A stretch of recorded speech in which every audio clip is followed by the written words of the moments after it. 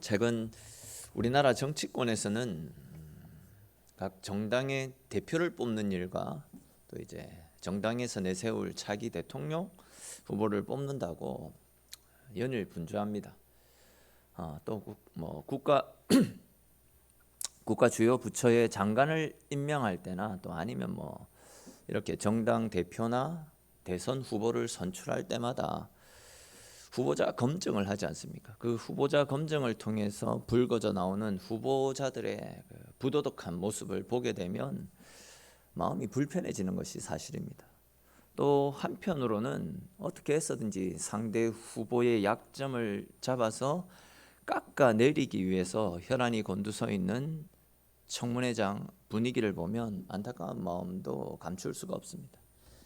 그런 가운데 드는 생각이, 저렇게 죽자고 덤벼드는데 책 잡히지 않을 사람이 있을까 하는 생각과 함께, 그에 반해서 그렇게 많은 사람들이 예수님께 시비를 걸고 흠을 잡아 제거하려고 덤벼들었지만 그 어느 것 하나 책 잡힐 일이 없으시고 완전하고 정결하셨던 예수님이야말로 진짜 위대한 분이다, 진짜 정결한 분이다라는 사실을 새롭게 깨닫게 됩니다. 지금 우리가 계속 살펴보고 있듯이 예수님의 등장으로 인해서 당시 정치인들, 즉 기득권을 행사하고 있었던 종교 지도자들의 시커먼 속내와 그들의 악한 모습들이 온천하에 다 드러나지 않았습니까? 그렇게 되자 백성들이 종교 지도자들에게서 등을 돌리고 예수님께로 몰려듭니다. 말 그대로 자기들의 입지가 확연히 줄어들었습니다. 쉽게 말해서 자기들이 예수님 때문에 밥줄이 끊어질 엄청난 위기에 내몰리게 된 겁니다. 그들 입장에서 예수님이 얼마나 싫었겠습니까? 이에 그들은 이런 트집 저런 트집, 말 그대로 완전 생트집을 다 잡아서 어떻게 해서든지 예수님을 잡아 죽이려고 작당을 하고 덤벼들었습니다. 오늘 우리가 살펴볼 말씀에도 보시면 당시 종교 지도자들이 예수님을 제거할 목적으로 사람을 보내고 또 그 사람들이 세금과 관련된 질문하는 것을 볼 수 있습니다. 우리 오늘 본문 13절 말씀을 같이 읽어보도록 하겠습니다. 그들이 예수의 말씀을 책잡으려 하여 바리새인과 헤롯 땅 중에서 사람을 보내매. 아멘. 자, 앞에서 말씀드린 대로 당시 유대 지도자들이 예수님을 책잡아 제거하기 위해서 예수님께 사람들을 보냈습니다. 근데 이제 여기에서 우리가 주목해 봐야 될 것이 무엇이냐면, 그들이 예수님께 보낸 사람이 누구였습니까? 바리새인과 헤롯 당원이었다라고 말씀을 하고 있습니다. 왜 우리가 이 바리새인과 헤롯 당원에 대해서 눈여겨봐야 하냐면요, 이 두 그룹은 물과 기름 같은 존재라서 결코 섞일 수 있는, 하나 될 수 있는 그런 존재가 아니었습니다. 먼저 여기에 나타나고 있는 이 바리새인들은 유대 민족주의자적인 성향이 굉장히 강했더랬습니다. 쉽게 말해서 이들은 이스라엘 민족 외의 모든 이방인들은 개나 돼지, 즉 짐승처럼 여겼습니다. 이스라엘 위의 사람들은 사람으로 취급하지 않았다라는 겁니다. 거기에 더해서 그들은요, 모세의 율법을 중요시 여기는 사람들 아닙니까? 그래서 로마 황제를 신처럼 숭배할 것을 강요했던 로마 정부를 굉장히 싫어했습니다. 그리고 항상 로마 정부로부터의 독립을 꿈꾸며 살아갔던 무리였습니다. 그런데 이제 이런 바리새인들에 비해서 헤롯 당원들은 굉장히 친로마적인 성향을 지닌 사람들입니다. 제가 자주 말씀드렸던 부분인 것 같은데, 당시 이스라엘은 에돔이라고 하는 이방 나라 출신의 이 헤롯 가문이 통치를 하고 있습니다. 그리고 헤롯 가문에 의해서 하나였던 이스라엘이 세 등분으로 나누어졌고, 그 헤롯의 자녀들이 세 등분으로 나누어진 이스라엘을 통치하고 있었습니다. 근데 이제 이 헤롯 가문을 이스라엘의 왕으로 임명했던 주체가, 이방 사람인 이 헤롯을 이스라엘의 왕으로 임명했던 주체가 이 로마 정부였습니다. 그러다 보니까 이제 헤롯 사람들과 그리고 헤롯을 추종했던 추종자들도 당연히 친로마적인 성향을 가지고 로마 정부의 호의적인 반응을 보였던 겁니다. 충성을 다하고 있었습니다. 무엇보다도 그들은 하나님을 믿지 않고 하나님을 부정했던 인물들이었습니다. 물론 그 중에 하나님 믿는 사람도 있었지만 표면적으로 그들은 다 하나님을 부정했습니다. 그러니까 이제 지금 예수님을 책잡기 위해서 찾아왔던 바리새인들과 헤롯 당원들은 정치적으로나 종교적으로 극과 극의 성향을 지니고 있었던 사람들이고 절대 하나 될 수 있는 무리가 아니었다라는 겁니다. 그런데도 보시면 이들은 예수님을 제거하기 위한 목적을 가지고 하나가 되었던 것을 볼 수 있습니다. 근데 이제 무엇보다도 하나님을 믿지 않았던 헤롯 당원은 제쳐두고 바리새인들을 생각해 보십시다. 바리새인들은 하나님의 일들을 하는 사람들 아닙니까? 그들은 하나님 앞에서 구별된 삶을 살기로 작정했던 인물들이고 또 하나님 앞에 자신을 드리겠다라고 믿음의 서원을 했던 사람들입니다. 그런데도 보시면 그들은 예수님을 책잡을 목적으로 이방인 세력과 손을 잡았습니다. 즉 그들의 목적을 달성하기 위해서 이스라엘의 근간을 뒤흔들고 하나님의 존재를 부정하는 사람들과 손을 잡았다라는 겁니다. 하나님의 일을 한다는 사람들이 자기의 기득권을 지키기 위해서 신앙의 양심을 팔고 부정한 사람들과 함께 손을 잡았다라는 겁니다. 자기 이익을 위해서는 신앙이고 뭐고 없습니다. 신앙도 팔고 하나님도 팔고 말만 하나님의 사람들이지 실제로는 하나님이 없는 이 헤롯 당원들과 불신자들과 다를 바가 없었다라는 겁니다. 혹 여러분, 지금 우리들도 하나님의 자녀이면서도 하나님 자녀답지 못하고 또 내 욕심 때문에 내 이익과 내 자존심 때문에 수시로 세상과 타협한 채 하나님 자녀로서의 모습을 잃은 채 살고 있지는 않습니까? 많은 사람들이 하나님을 섬긴다라고 이야기하면서도 하나님이 온데간데 없습니다. 그냥 내 욕심을 위해서, 내 기쁨을 위해서, 내 이익을 위해서만 살아가고 있습니다. 여러분, 모태에서부터 예수를 믿어도 수십 년 동안 교회를 다녀도 복음의 능력, 십자가의 능력이라고는 조금도 찾아볼 수 없는 그런 성도들이 많이 있습니다. 학생들, 청년들 중에서는 남자친구, 여자친구 한 명만 생겨도 교회를 나오지 않습니다. 알바 자리 하나만 생겨도 예배 자리는 언제든지 빠질 수 있는 하찮은 것으로 전락시킨 채 신앙생활하는 사람들이 너무 많이 있습니다. 신앙생활은 우리 인생의 뒷전이 된 채 그냥 세상과 타협하는 사람들이 너무 많이 있다는 거죠. 물질 때문에, 내 욕심 때문에 쉽게 그리스도인의 양심마저도 던져버린 채 살아가고 있다는 겁니다. 말로만 예수님이 전부입니다. 말로만 예수님을 위해서 살겠습니다라고 고백을 하지만 실제로는 예수님의 하나님의 말씀이 내 삶에 아무런 감동도 아무런 영향력도 끼치지 못한 채 살아가고 있다는 겁니다. 말 그대로 예수님과 하나님을 내가 필요할 때만 꺼내 쓰고 필요 없으면 내팽겨 쳐버리는 액세서리처럼 취급하는 신앙인들이 너무 많이 있다는 거죠. 하나님이 살아계시지 않는 것이 아니라 우리가 하나님을 하나님으로 인정하지 않고 내가 내 삶의 주인이 되어서 이 바리새인처럼 수시로 내 목적을 위해서 세상과 타협해버린 채 살아가고 있기 때문에 지금도 살아계신 하나님의 능력들을 우리의 삶 가운데 누리지 못하는 것입니다. 여러분, 오늘 본문에 나타나는 이 바리새인들의 모습 가운데 혹 우리들의 모습이 있지는 않습니까? 더 이상 세상의 소리에 속으며 살아가지 마십시오.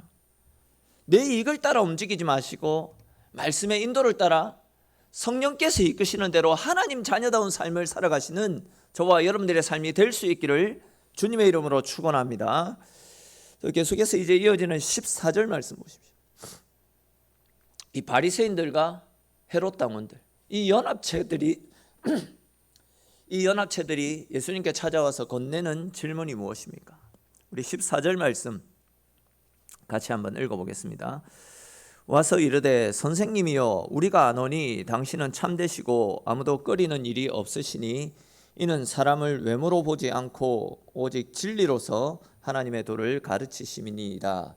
가이사에게 세금을 바치는 것이 옳으니까 옳지 아니하니까. 아멘.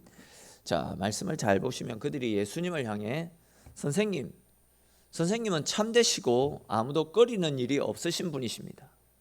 사람을 외모로 보지 않고 오직 진리로서 하나님의 말씀을 가르치시는 분이십니다. 이런 말로 예수님을 칭찬하고 막 굉장히 띄워주는 것을 볼 수 있습니다.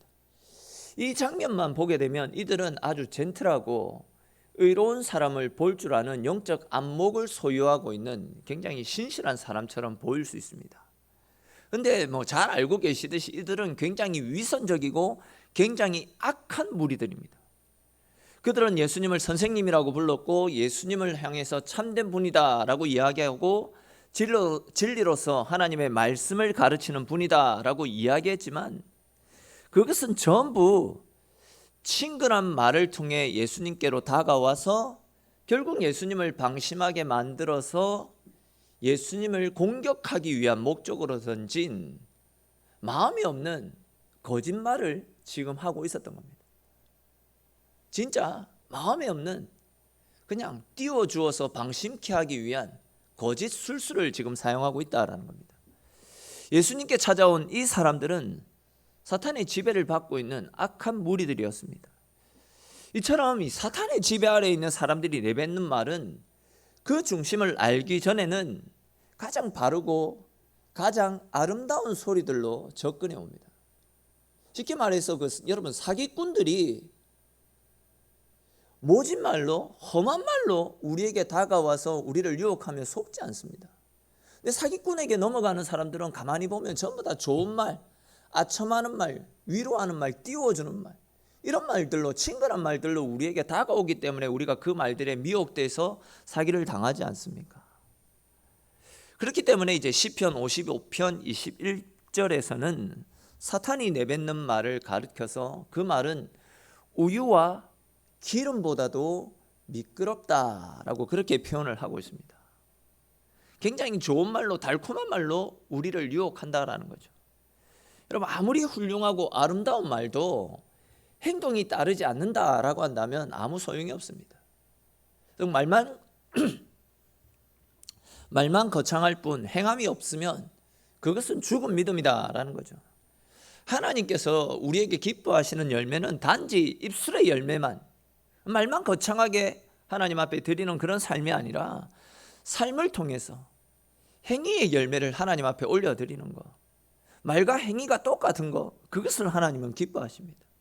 마음은 하나님에게 전혀 없으면서도 입술로만 하나님을 찬양하고 형식적으로 예배드리고 의로운 척 거룩한 척 하는 것은 사람들은 모를 수 있지만 하나님은 그들의 중심을 다 알고 계십니다. 혹 여러분, 오늘 본문에 나타나고 있는 이 사람들의 모습이 우리의 모습은 아닌지 겸손한 마음으로 우리 스스로를 한번 점검해 보십시오. 그래야 이 사람들처럼 말만 앞서는 인생이 아니라 말에 책임을 지고 또한 겉모습보다는 마음을 더욱더 깨끗이 하나님 뜻대로 세워가는 데 힘쓰시는 저와 여러분들이 되시기를 바랍니다. 계속 이어지는 14절 말씀 보십시오. 그들이 그렇게 거짓으로 예수님을 칭찬한 다음에 예수님을 공격하기 위해 던졌던 질문이 무엇입니까? 그들이 예수님께 했던 질문은 세금과 관련된 질문 아닙니까? 즉 우리가 지금 로마 황제 가이사에게 세금을 바치고 있는데 하나님의 백성들인 우리가 계속해서 로마 정부에다가 세금을 바쳐야 됩니까? 말아야 됩니까? 바로 이 질문입니다. 근데 이제 겉으로만 보면 이 질문은 굉장히 단순한 질문처럼 여겨질 수 있습니다. 근데 이 질문은 어떻게 해서든지 예수님을 제거하기 위해서, 즉 예수님을 죽이기 위해서 바리새인들과 헤롯 당원이 작당해서 아주 치밀한 계획 속에서 예수님을 죽이기 위한 목적으로 했던 질문입니다. 아시는 것처럼 당시 이스라엘은 로마의 지배 아래에 있었기 때문에 로마에다가 국민 한 사람당 인두세를 내어야 되었더랬습니다. 그런데 이제 문제는 당시 친로마 성향을 가지고 있었던 이 헤롯 일당들을 제외한 모든 이스라엘 사람들은 로마 정부에다가 세금 내는 일을 강력하게 반대하고 있었습니다. 근데 이런 이스라엘 사람들과는 반대로 헤롯 일당들의 경우에는 더 많은 세금을 걷어서 로마에 상납을 해야지만 로마로부터 그들의 능력을 인정받고 그들의 왕위 역시도 계속해서 보존할 수 있었기 때문입니다. 그렇기 때문에 악착같이 세금을 거둬들였고 이스라엘 백성들을 괴롭히고 착취를 일삼고 있던 상황이었습니다. 당시 세금 문제 이거 하나만 봐도 바리새인들과 헤롯 당원들의 입장차가 완전히 달랐던 것이죠. 근데 이런 상황에서 이 세금 문제 때문에 대립되고 있는 이런 상황 가운데서 만일 예수님께서 가이사에게 세금을 바쳐라 라고 말씀하시면 바리새인들은 예수님을 매국노로 몰아서 백성들로 하여금 예수님을 배척하게 만들려고 하는 그런 생각을 가지고 있었습니다. 또 이제 만약 반대로 세금을 바치지 말라라고 이야기하면 친로마 성향을 가지고 있는 헤롯 당원이 옆에 있지 않나요? 그 헤롯 당원들이 예수님을 모함하는 거죠. 이는 로마 정부에 반역을 해서 세금을 내지 말라라고 선동하는 사람이라고 올무를 지어서 예수님을 로마 정부에다가 고발해서 예수님을 제거할 목적이 있었던 겁니다. 사실 지금 이들이 예수님께 던진 질문이라면 보통 사람이라고 하면 이러지도 저러지도 못하게 만드는 아주 날카로운 그런 질문 아니겠습니까? 누가 우리에게 이런 질문을 던진다라고 하면 우리는 뭐라고 대답하겠습니까? 피할 길이 없습니다. 근데 이제 15절 중간에 기록된 말씀을 보시면 이미 예수님께서는 그들의 외식함을 아시고 있다라고 합니다. 그들의 속 꿍꿍이를 다 알고 계신다라는 거죠. 그리고는 이제 그들에게 데나리온 하나를 가져다가 내게 보여라 라고 말씀하십니다. 그리고 나서 이제 예수님께서 하시는 말씀이 무엇입니까? 16절에 나타나고 있듯이 이 동전에 있는 이 형상과 이 글이 누구의 것이냐라고 물어보십니다. 그런데 이제 예수님 당시에는 케자르라고 하는 사람이 로마를 통치하고 있었는데 이 케자르라는 로마의 황제는 동전을 만들어 가지고 앞에 화면 보실래요? 저렇게 생겼는데 당시 그 동전은 제가 구하지 못했습니다. 저런 식으로 이제 자기 얼굴을 동전에다가 새겨 놓고 저 옆에 로마자가 보이지 않습니까? 저 로마 글자가 가장 지존한 사람, 가장 지존한 자의 아들 이런 뜻을 가지고 있는 글자입니다. 저런 식으로 동전에다가 자기 형상을 새기고 자기가 지존한 자다라는 말을 통해서 자기 신격화를 시켰습니다. 즉 당시 로마 황제는 자기를 신격화시킬 목적으로 동전을 화폐를 만들었던 겁니다. 그런데 이제 예수님께서 이렇게 로마 황제가 자기를 신격화시키기 위한 목적으로 만들었던 동전을 보면서 이 동전 속에 누구의 형상과 누구의 글이 적혀 있는지라고 물으십니다. 그 질문에 대해서 사람들이 뭐라고 이야기합니까? 가이사의 것입니다 라고 대답을 하지 않습니까? 가이사는 당시 로마 황제를 지칭하는 표현입니다. 전에 어떤 분이 저한테 목사님, 구약에도 바로왕이 있고 신약에도 바로왕이 있는데 그 바로왕은 수백 년을 거쳐서 살아갑니까? 그렇게 오래 살았습니까? 라고 질문하는 사람이 있던데 바로왕은 그 애굽 왕을 지칭하는 표현입니다. 애굽 왕은 무조건 바로왕으로 표현을 했습니다. 마찬가지로 이 로마 황제 역시도 가이사라고 그렇게 표현을 하는 겁니다. 이 호칭에 혼동을 겪지 않았으면 좋겠습니다. 자, 가이사의 것입니다 라고 그렇게 대답을 했습니다. 그러자 이제 예수님께서 뭐라고 대답하십니까? 우리 17절에 기록된 말씀을 같이 한번 읽어보겠습니다. 17절입니다. 이에 예수께서 이르시되 가이사의 것은 가이사에게 하나님의 것은 하나님께 바치라 하시니 그들이 예수께 대하여 매우 놀랍게 여기더라. 아멘. 자, 이 본문 지금 떼어주면 안 되는데, 자, 이 본문은 오늘 말씀의 핵심 본문입니다. 핵심 구절입니다. 근데 이제 가장 중요한 이 핵심 말씀임에도 불구하고 번역에 있어서 조금 매끄럽지 못한 것이 있습니다. 이 말씀을 원어상으로 보면 가이사의 것은 가이사에게, 하나님의 것은 하나님에게, 이 중간 사이에, 그러니까 가이사의 것은 가이사에게, 이 다음에 원어로 보면 카이라고 하는 접속사가 들어가 있습니다. 우리말 성경에서는 근데 이 해석을 할 때 카이라는 접속사를 빼고 대신 여러분 성경을 보십시오. 여러분 성경에 보시면 17절에 보시면 가이사의 것은 가이사에게, 이 뒤에 쉼표가 있지 않습니까? 이 카이라는 접속사를 빼고 쉼표를 그냥 붙여 넣었습니다. 근데 다시 16절 여러분 16절 보십시오. 카이라는 접속사가 없고 그냥 쉼표가 표현되어 있는데 이걸 이제 원어상으로 다시 앞에 화면을 보면서 우리 같이 한번 읽어보겠습니다. 근데 이 카이라는 접속사가 그러나라는 뜻을 가지고 있거든요. 그러나. 그러니까 쉼표 대신에 우리가 그러나라는 말을 넣어서 다시 이 본문을 해석하는 것이 더 정확한 해석입니다. 우리 17절 앞에 화면 보면서 같이 한번 읽어보겠습니다. 이에 예수께서 이르시되 가이사의 것은 가이사에게 그러나 하나님의 것은 하나님께 바치라 하시니 그들이 예수께 대하여 매우 놀랍게 여기더라. 아멘. 자, 그렇다면 여러분 왜 쉼표를 빼고 그러나를 넣어서 해석을 하는 것이 더 정확한 해석이 되는지 말씀을 드릴 테니까 집중을 해서 한번 잘 들어보십시오. 예수님께서 가이사에게 세금을 내야 되는지 안 내도 되는지를 물어보는 사람들에게 동전을 하나 가져오라라고 말씀을 하시지 않았습니까? 그리고는 그 사람들에게 동전 속에 있는 이 형상이 누구의 것이냐라고 물어보죠. 그리고 사람들이 가이사의 것입니다 라고 대답을 합니다. 근데 그러자 예수님은 그럼 가이사의 것은 가이사에게 바쳐라 라고 그렇게 말씀하셨습니다. 근데 보시면 예수님은 가이사의 것은 가이사에게 바치라고만 말씀을 하셨던 것이 아니라 가이사의 것은 가이사에게 바쳐라. 그러나 하나님의 것은 하나님께 바쳐라 라는 말씀을 하셨습니다.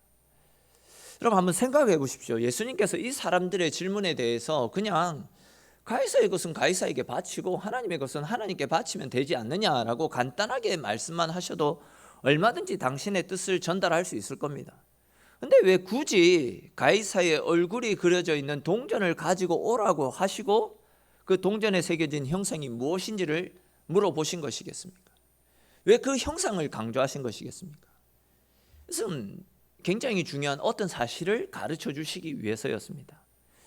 여러분, 예수님께서 가이사의 형상이 담긴 동전은 누구에게 주라고 말씀하십니까? 가이사의 형상이 담긴 동전 누구에게 주라고 하십니까? 가이사의 것은 가이사에게 주라고 말씀하십니다.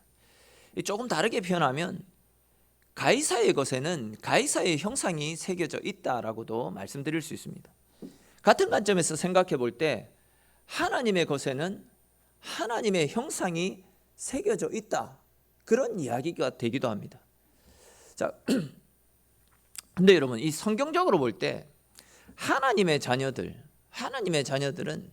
하나님의 형상대로 창조된 하나님의 자녀들이잖아요. 하나님의 자녀들은 하나님의 형상대로 창조되었습니다. 즉 하나님의 형상대로 창조된 하나님의 백성들은 하나님의 것이 된다라는 그런 말씀이기도 합니다. 다시 말해서 동전 속에 가이사의 형상이 새겨져 있듯이 하나님의 백성들에게는 하나님의 형상이 새겨져 있다라는 그런 말씀입니다. 앞에 설명들이 조금 복잡하고 길었는데 지금 이 예수님이 말씀하시는 이 설명의 핵심은 이겁니다. 가이사의 형상이 새겨진 동전은 가이사에게 바쳐라. 그러나 하나님의 형상이 새겨져 있는, 즉 하나님의 형상대로 창조된 너희들, 바리새인들 너희들은 너희의 삶을 하나님께 바쳐야 된다라는 그런 의도로 말씀을 주시는 겁니다. 가이사의 것은 가이사의 것은 가이사에게 바쳐라.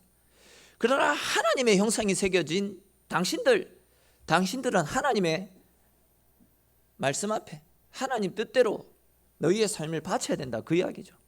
앞에서도 우리가 살펴보고 넘어왔듯이 그들은 하나님의 백성입니다. 그리고 하나님의 뜻대로 살겠습니다라고 헌신하고 결단했던 아주 특별한 무리 바리새인들이었습니다. 표현이 좀 그렇지만 이들에게 하나님의 형상이 새겨져 있다라고 한다면 아주 분명하게 선명하게 새겨져 있을 것입니다. 다시 말해서 그들은 하나님의 형상이 새겨진 하나님의 자녀들이다라는 거죠. 근데 그들의 삶의 모습은 어땠습니까? 그들의 삶의 모습은요, 하나님이 없는 이방인과 손을 잡고 하나님의 아들의 복음 사역을 해방하는 줄에 서 있었더랬습니다. 즉 자기들은 하나님의 형상대로 창조된 거룩한 하나님의 백성임에도 불구하고 지금 돈에 눈이 멀어서, 권력에 눈이 멀어서, 세상에 눈이 멀어서 하나님의 형상을 상실한 채 가이사의 뜻을 쫓아서 로마 정부에 충성하면서 그런 삶을 살고 있었습니다. 당시 지도자들은요, 입만 열면 하나님 이야기를 했습니다. 또한 그들은 종교적으로도 그 누구보다도 열심 있는 삶을 살았더랬습니다. 근데 그들의 중심에는 어떻습니까? 하나님이 없었다라는 겁니다. 가이사의 형상, 세상의 방식들이 그들의 삶에 남아 있었다라는 겁니다.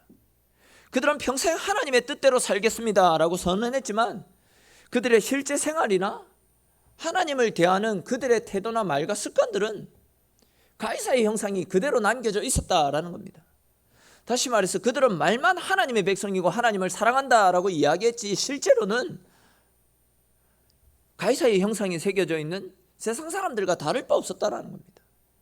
이런 그들을 책망하기 위해서 가이사의 형상이 새겨진 것은 가이사에게 바쳐라.